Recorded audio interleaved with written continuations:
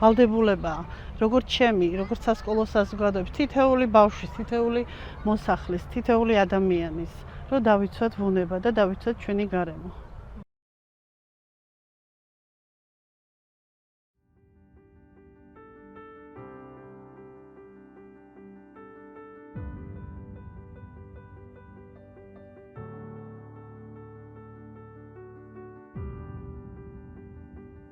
მე ვარ მაია გაბიძაშვილი, ამჟამად მუშაობ პოლნისის რაიონის სოფელ ფარიში საჯარო სკოლაში, დირექტორის მოვალეობას ვასრულებ.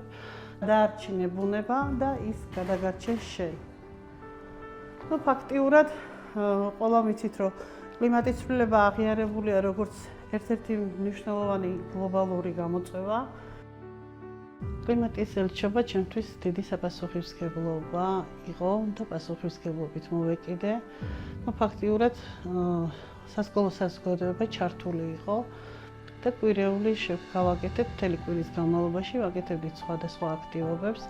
ბავშვები ამზადებდნენ სტიკერებს და ძირითადად ერთობლივად გავაკეთეთ და დავარქვით მსგავსი გადაარჩინე ბუნება და ბუნება გადაგარჩენ შენ ამ ლოზუნგით.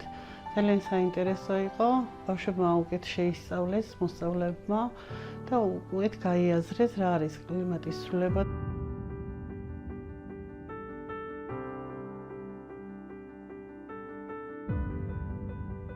მე რომ მივედი აღნიშნულ სკოლაში, რა თქმა უნდა, ნაძვის ხეები იყო, დაზიანებული იყო, შევეცადეთ გაგვეკეთებია, გავსხალით, გავაკეთეთ, მაგრამ ზოგიერთი ფაქტიურად მოსაჭრელი შეიქმნა. ამიტომ გადავწყვეტეთ პროექტებში მიგვიღო მონაწილეობა. ერთ-ერთი პროექტი იყო, რომელშიც მოგვიტანეს ხეები, უსასყიდლოდ დავრგებით, მე თვითონ დავრგები 60 ძირის ხე, ჩვენ ეკოლოგიურად ისეთ რაიონში ვცხოვრობთ, აუცილებელიც არის ყველამ დავგოთ თითო ძირი ხე.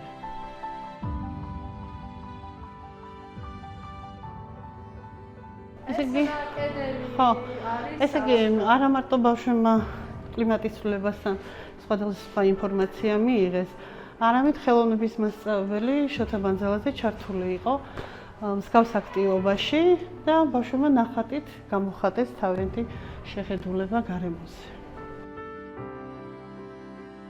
სასკოლო ჩართულობით, ჩემი მასწავლებლების დახმარებით, მოსწავლეების ერთად ვაკეთებდით პროექტებს, ხედავდა მოსახლეობა და ეს უფრო სანდოობა, ალბათ დობა გამომიცხადეს და შევეცადე, რომ ეს დობა გამომართლება.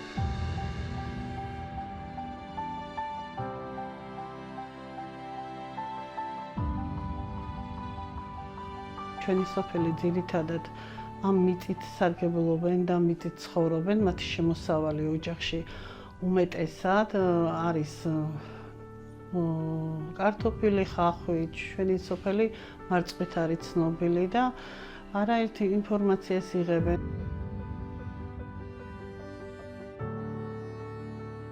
ბევრი ინფორმაცია მიიღეს, როგორც მოსწავლეებმა, ასევე სასკოლო საზოგადოებამ და მათთვის აუცილებელია ეს ცოდნა, ვინაიდან ჩვენ ცხოვრობთ სოფელში და ფაქტიურად ხედავთ, რომ ტერიტორიაც რამხელა გვაქვს და ეს ყველაფერი არის ბავშვებისთვის და მოსწავლეებისთვის.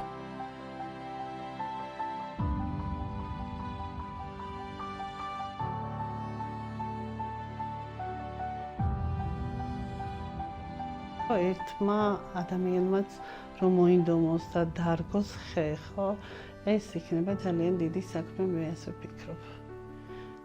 ნებისმიერმა სკოლამ რაღაცა ტრადიციად უნდა ვაქციოთ, რაღაცა დაინტერესება უნდა იყოს, რომ კარგი, ლამაზი და სუფთა და ეკოლოგიურად სუფთა გარემო შევქმნათ ჩვენ შვილებს. მარი ეს ხეები დავბრუნეთ. ყოველთვის ვფიქრობ ხოლმე უსასრულო არაფერია.